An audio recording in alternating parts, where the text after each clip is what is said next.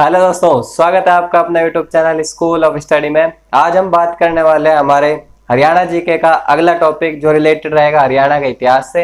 Last video में हमने बात करी थी हमारे असहयोग आंदोलन जो 1922 तक हुआ था। 1920 से स्टार्ट होगा, 1922 तक हुआ था, जो कि चोरा चोरी कांड के बाद में 12 फरवरी को बारदोली प्रस्ताव के तहत उसको वापस ले लिया गया था असहयोग आंदोलन को। और उसके बाद में जो गांधी जी थे उनको 6 साल की सजा सुना दी थी। तो वहां तक हम कर चुके थे। आज उसके बाद हम बात करेंगे। तो पहले हम बात करेंगे 1922 तक हो चुका था। 1923 में देखते हैं हम 1923 1923 के अंदर 1923 में जो हमारे मोतीलाल नेहरू जी थे, कौन थे? मोतीलाल नेहरू। मोतीलाल, इनके द्वारा एक पार्टी की शुरुआत करी गई थी, स्थापना करी गई थी, जिसका क्या नाम था? स्वराज पार्टी। स्वराज पार्टी की स्थापना करी गई थी। और हमारे स्वराज की जो मांग रखी गई थी वो भी पहली बार इसी के थ्रू रखी गई थी। इस पार्टी के थ्रू जो पार्टी बनी थी, हम ऐसे याद कर लें कि जो स्वराज देश की, हमारी स्वराज राज देश की जो मांग रखी गई थी वो सबसे पहले इस पार्टी के द्वारा ही रखी गई थी। ठीक है। आगे 1924 की बात करें तो 1924 के अंदर हमारे एक एचआरए नाम की पार्टी का गठन हुआ था। एचआरए क्या था? हिंदुस्तान, क्या नाम था? Hindustan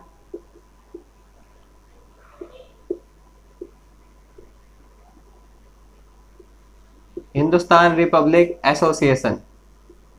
Hindustan Republic association. ये सभी पार्टी जो बन रही थी, ये देश को आजाद कराने के लिए, देश के हित में ही ये पार्टी बनाई जा रही थी धीरे धीरे। इनके बारे में आप जब हिस्ट्री की क्लास करेंगे, जब इन पार्टियों के बारे में एक एक करके डिटेल के अंदर आपको बताएंगे क्यों बनी, कैसे बनी, क्या क्या हुआ इनका, आगे वो सब चीजें बताएंगे। फिर उसके बाद में 1928 के अंदर यही थी एचएसआरए बनी, वही हिंदुस्तान, यहाँ आ जाएगा सोशलिस्ट रिपब्लिक एसोसिएशन, यही नाम है। ठीक है, इसका गठन हुआ। इससे पहले हम एक चीज देखें 1927 के अंदर। 1927 के अंदर साइमन कमीशन बना था। साइमन कमीशन का गठन हुआ था 1927 के अंदर। कहां पर? यह ब्रिटिश के अंदर ही है, गठन हुआ था इसका। और हम अगर बात करें कि साइमन कमीशन भारत में कब आया, तो साइमन कमीशन भारत के अंदर 1928 के अंदर आया। 1928 के अंदर क्या हुआ? ये 1928 में यह साइमन कमीशन भारत के अंदर आया। अब साइमन कमीशन था क्या? जैसे हमने पहले देखा था 1909 में, 1919 के अंदर जो हमारे जो भारत परिषद अधिनियम बन के आ रहे थे, 1909 में आया था, जो मार्लिमेंटो के नाम से जाना गया था। 1919 के अंदर आया था। ऐसे ये जो अधिनियम बन के आ रहे थे, क्या थे? हर 10 साल के अंदर भारत के अंदर हमें क्या करना है, हमने क्या किया है, वो चीज दिखाने के लिए जो ब्रिटिश सरकार करते तो कुछ नहीं थे, लेकिन इसको दिखाने के लिए ये शो करते थे कि हाँ भाई हम 10 साल में क्या करेंगे आगे, और क्या करा, जो हमने पिछले करा था, पिछले बार जो करा था उनका रिव्यू करा जाएगा। भाई हमने जो 10 साल के लिए क्या करा, क्या नहीं करा, उस सब की बातें हुआ करती थी।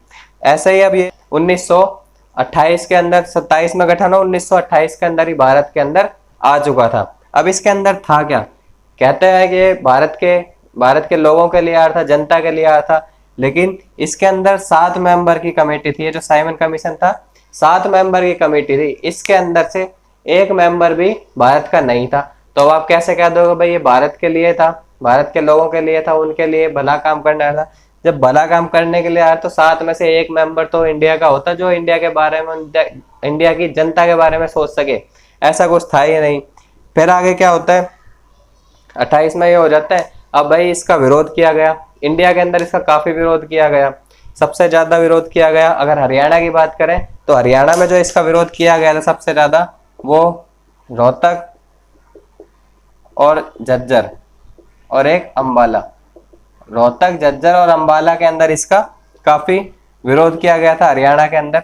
और जहां भी ये साइमन कमीशन, साइमन नाम क्यों रखा गया इसका? साइमन इसलिए नाम रखा गया, जो इन 7 के अंदर जो सीनियर जो अधिकारी था, उसका नाम था जॉन साइमन, इसलिए इसका नाम साइमन कमीशन रखा गया।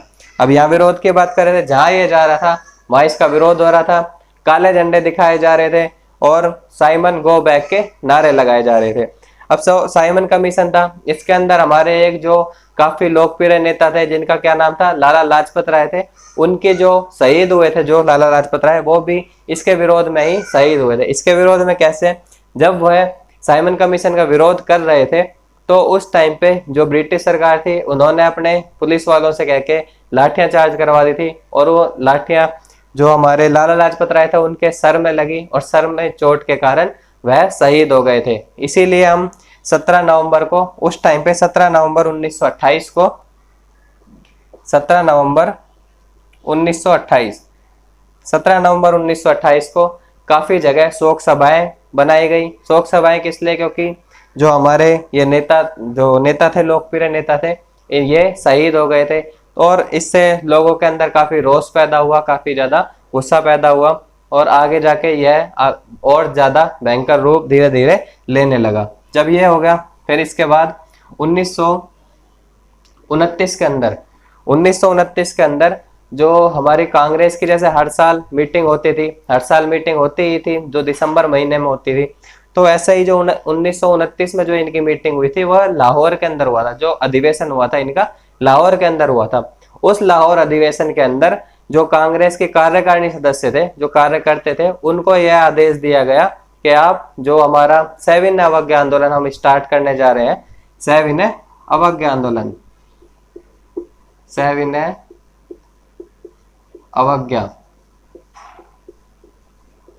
सविनय अवज्ञा आंदोलन, जो कार्यकारिणी सदस्य थे कांग्रेस के, उनके हाथ में दे दिया गया कि भाई इसको स्टार्ट करवाओ। 1929 के अंदर जो इनका अधिवेशन हुआ था उसके अंदर तो ये इनके हाथ में था, लेकिन 1930 के अंदर जो बात आती है, जनवरी 1930 के अंदर, ये गांधी जी के हाथ में दे दिया था, हमने अभी बताया आपको।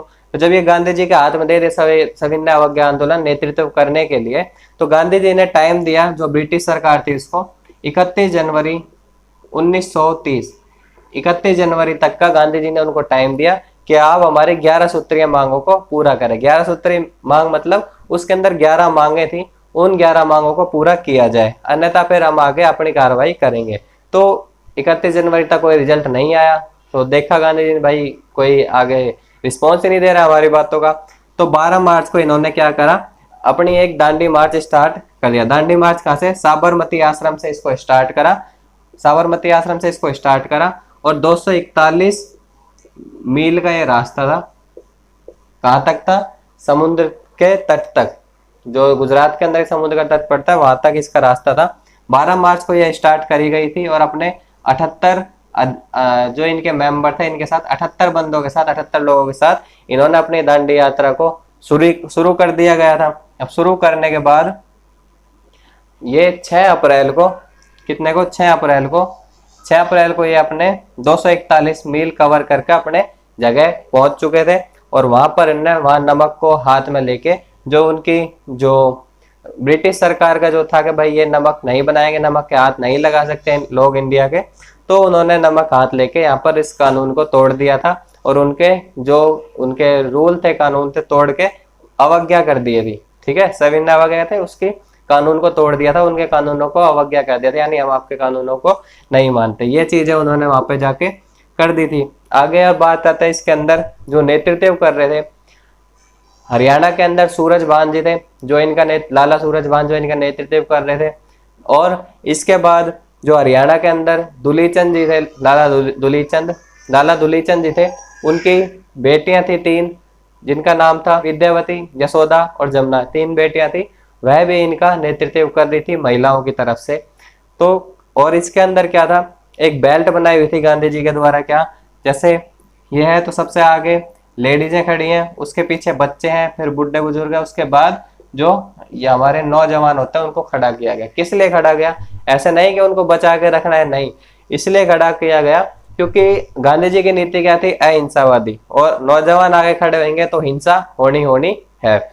लेकिन जहां पर ये लेडीज आगे होंगी, फिर बच्चे हैं, तो उनका मानना ये था कि जो ब्रिटिश सरकार के बंदे थे, ब्रिटिश सरकार की जो फोर्स है वह भी लेडीजों पर, बच्चों पर, फिर बुजुर्ग है तो उन पर हाथ जल्दी नहीं उठाएगी। लेकिन एक जगह ऐसी भी थी जहां पर उन पुलिस कर्मियों द्वारा लेडीजों के ऊपर भी हाथ उठाया गया, तो वहां भी काफी रोष वाला माहौल पैदा हुआ था। ठीक है, ये हो गया हमारा सविनय अवज्ञा वाला। उसके बाद 1941 की बात आती है, 1941-42 में। एक बार इसको मिटा देते हैं। इसके अंदर क्या था और संविधान वगैरह के अंदर, इसके अंदर स्कूली छात्रों ने भी बढ़ चढ़कर इसके अंदर भाग लिया था। काफी अच्छा काम उनके द्वारा भी किया गया था। इसके अंदर भाग लेके सपोर्ट मिला था, जो देश के नौजवान थे, बच्चों थे, उनके द्वारा भी काफी सपोर्ट मिला था। फिर और क्या था, जो हमारे एक चौधरी देवीलाल जी थे, चौधरी देवीलाल जी, वो यहीं से उभरे थे। 1930 के अंदर से ही वह उभरे थे। जो चौधरी देवीलाल जी थे हमारे, वह यहाँ पर अपने 417 सहयोगी, 417 जो ये संविधान अवज्ञा आंदोलन के लिए सपोर्ट में थे, उनके साथ में 417 के साथ में वो क्या गए थे, जेल गए थे। 417 सहयोगियों के साथ चौधरी देवीलाल जी 1930 के अंदर वह भी जेल गए थे संविज्ञा आंदोलन के चक्कर में। ये रही। इसके बाद में बात क्या रहती है हमारी आगे, व्यक्तिगत सत्याग्रह चालू हुए 1940 से 41। 1940 से 41। अब व्यक्तिगत सत्याग्रह क्या था, यानी कि पर्टिकुलर एरिया के अंदर एक एक दो दो चुने हुए बंदे रखे गए थे। किस चीज के लिए, वो व्यक्तिगत रूप से लोगों को बताते थे, लोगों को अवगत करा रहे थे। और क्या कह रहे थे, उनका सीधा ये था, भाई जो उस टाइम पे द्वितीय विश्व युद्ध चल रहा था उसके अंदर भाग नहीं लेना है। ठीक है, उसके अंदर भाग नहीं लेना है इसके लिए, क्योंकि उसमें भाग लेने का मतलब क्या बनता था, कुछ नहीं।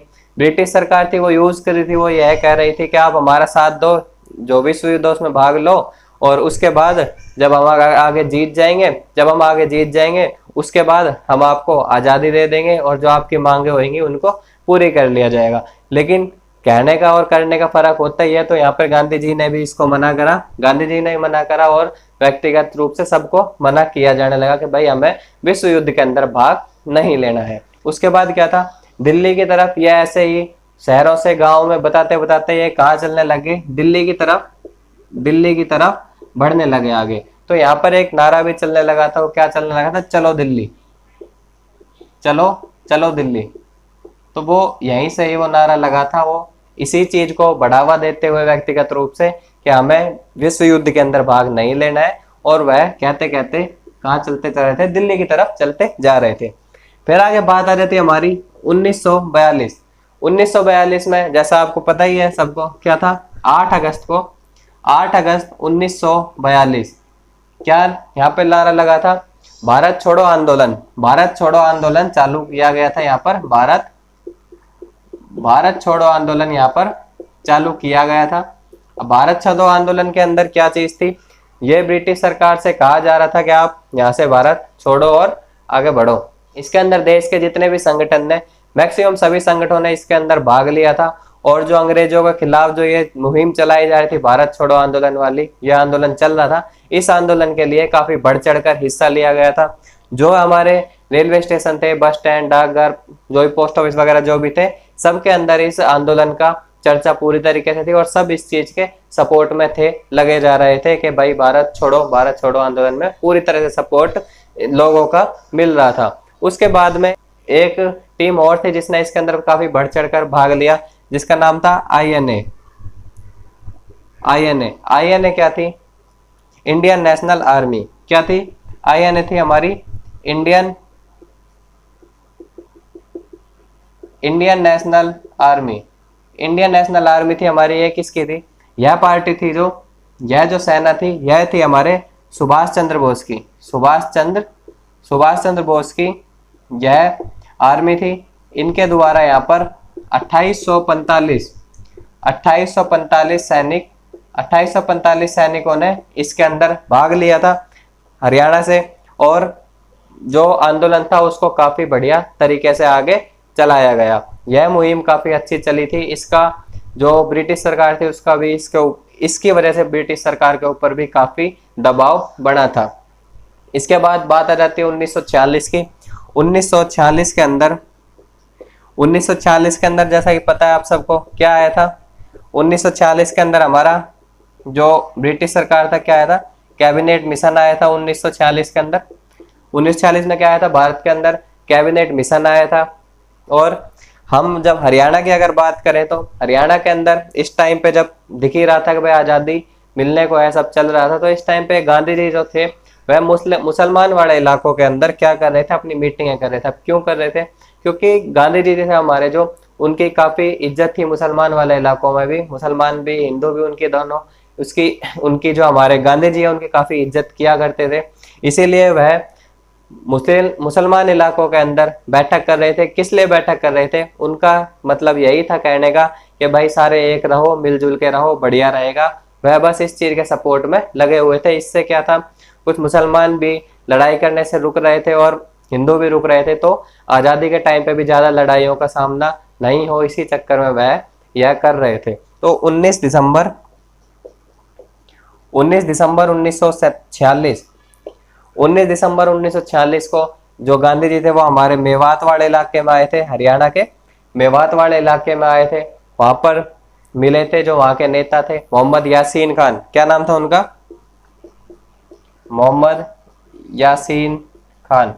मोहम्मद यासीन खान थे, उनसे मिले थे और उनसे यही आग्रह किया था कि भाई मिलजुल के रहो। ऐसे ही फिर इसके बाद में 9 दिसंबर को भी वह गए थे। 9 दिसंबर 1947 को ही वो हरियाणा में आए थे। कहाँ पर आए थे? पानीपत के आए थे। पानीपत में वह आए थे। 9 दिसंबर 1947 को वो पानीपत के अंदर आए थे। वहां पर भी उन्होंने लोगों से यही आग्रह करा कि भाई एकजुट होकर रहो। ठीक है, तो ये था हमारा आजादी तक का, जो हरियाणा का आजादी के अंदर क्या भूमिका रही थी, कहाँ पर क्या क्या रहा था और कौन कौन से नेता थे जिन्होंने यहाँ पर अच्छी भूमिका निभाई।